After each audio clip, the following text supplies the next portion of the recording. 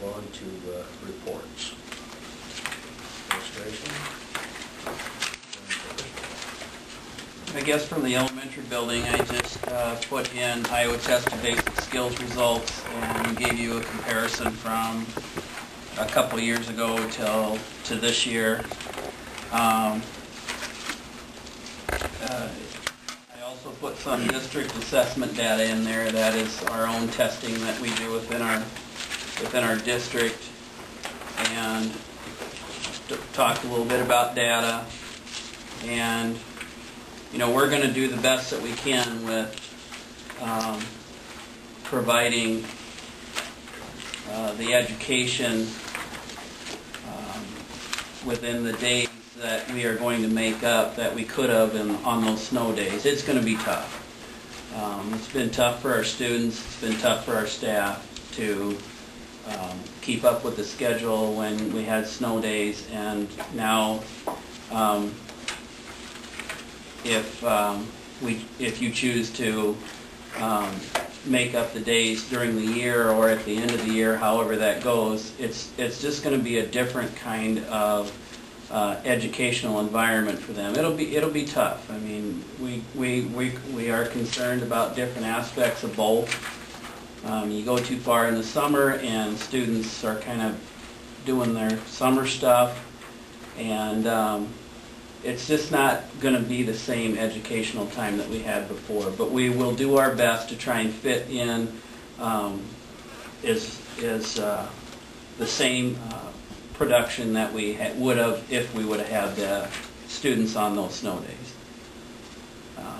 We have all kinds of teachers that are excited about extending reading blocks and in different times that they feel are important, and you know, we'll get those done. So. Mike, you have these all separated out into Track City and Wall Lake and then total. But the Iowa Test of Basic Skills is that. Is one column one or the other? On the second grade or at the top. I'm trying to find Can't find your sheet. I got them all mixed up now.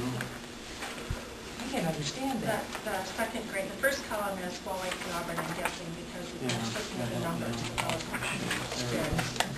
Second grade in track has conflicts, I know that. So that's got to be the second column. And the first one has to be the WLES, which is the Wall Lake Elementary School. The second one has to be Stack Elementary School. Okay. And again, I'm only judging that by the numbers. By the numbers of kids, okay. So going through this, and you correct me if I'm wrong, last year in 2002, the second grade was at the 86%, but when I moved to the third grade this year, it went to 71%. Am I right in following that? Yeah, that would be following that group. Yeah. These are the percent of kids that are proficient. Proficient, yes. So it's the percent of kids in the grade that are proficient. Okay. And proficient is that 41st national percentile rate. And that's what the state provides us as a line to use. So I know there's always been discussion about we should move that line higher, but that is what the state uses as their number, so that's what we use as ours. Where Mike has some of the data, like at the bottom of the page, listed as district assessments. Districts in Iowa, in addition to what's required by state law, test other kinds of things using other kinds of instruments, and those are called district-wide. So we do them, but and they're not required by the Department of Education.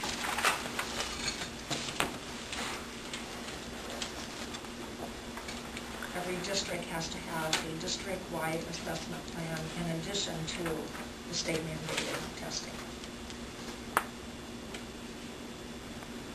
It looks to me like the fourth grade at the bottom. Did you find that page, Mike? Yeah, I did. District assessment. Yep. It's like a few of the kids fell off there. In the math total? No, I'm looking at the very bottom. Okay, fluency. Yeah, the fluency. Oh, okay. Fourth grade went in the Wall Lake building went from 77 to 68%. Third And- grade went down too, but it looks like they just gained a student or something. One thing that, and we've talked about that a little bit, how we determine fluency is they're given a sheet of paper with a passage on it, and then they count words. And we've talked about that winter fluency test or passage being a little bit more difficult. The reading level is tough. What we've seen in the last few years is when we get to the spring passage, those numbers will shoot back up. And teachers have questioned that. They've said, well, that's a hard passage. They struggle with that, and that's why our scores go down. And then in the spring, it's an easier passage, and their scores go back up again. So that isn't really a surprise to me. It's just the passage that we're reading within that grade at that winter time. So is Sacs passage different than Wall Lake's? Because theirs are all going up.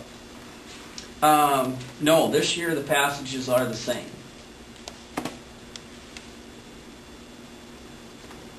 So we asking Chris, what do you attribute that to? Is that what you're asking? Well, I guess I don't understand why Wall Lake's is going down and Sacs is going up. If they were different passages, then I could understand that. Yeah. No, they're the same passage. We're trying to, the last few years, we've been trying to make sure that it is across the board the same at both buildings. So I can sure check into that. Yeah, the one thing to remember is these are really small numbers. We're probably talking about one student difference, you know. And then we've got, in one building, we've got some kids that have moved in. It looks like we've got more kids than we did before. So you're not really counting apples to apples. I'm not making an excuse, but you really need more than 100 pieces of data to be able to say that you can say anything from it about the group. Otherwise, you just have to say things about individual kids. This student moved from here to here. And so with small numbers, it's a little bit hard to tell. And I'm not picking any of it apart. When you read data, you just have to be careful that you have enough pieces of data to really measure something. So we don't give them the same passage in the winter either, so that they don't get it 3 times a year, and then by spring they kind of, some of them all have practically memorized it. Then you get practice effect. You don't get real achievement. So. Right. I do understand that what you're asking though. Sure. And I'll find out.